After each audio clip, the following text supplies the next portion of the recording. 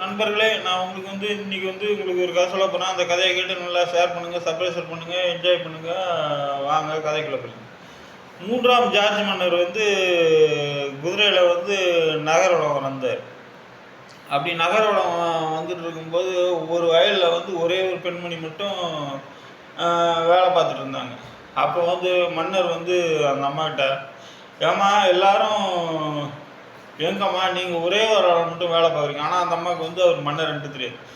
ஐயோ, நான் மன்னரை போய் பார்க்குற அளவுக்கு ஒன்றும் முட்டாள. நான் போய் மன்னரை போய் பார்க்க போயிட்டா எனக்கு ஒரு நாள் கூலி போயிடும். எனக்கு 5 பசங்க, அவங்க எப்படி நான் காப்பாற்றுறது அப்படின்ட்டு.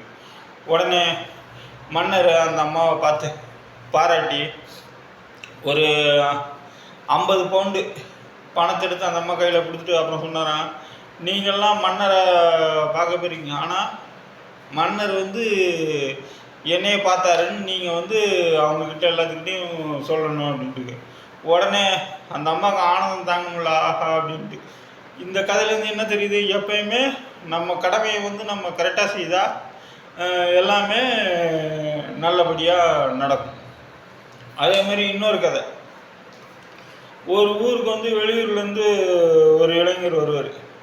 இளைஞர் அந்த ஊரில் வாடகை சைக்கிள் கடைக்காரர்கிட்ட, ஐயா நான் இந்த ஊரில் ஒரு நாள் எனக்கு வேலை இருக்குன்னு அந்த சைக்கிளில் ஒரு நாள் இந்த ஊரை சுற்றணும், எனக்கு சைக்கிளை வாடகை கொடுங்கன்னு கேட்டுக்காரு.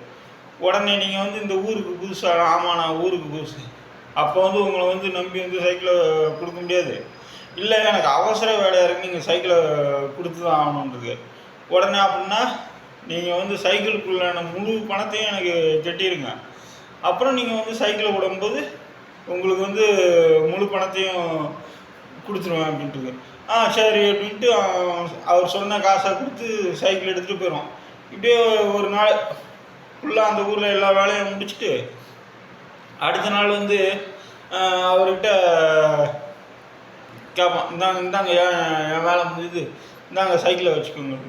உடனே அவரும் சைக்கிள் வாங்கிப்பார். சைக்கிள் வாங்கினோம்னா சைக்கிளை வாங்கிட்டு அந்த சைக்கிள் உண்டான பணத்தை கொடுத்துரு. அவரும் வாங்கிட்டு நடைய கட்டிடுவார்.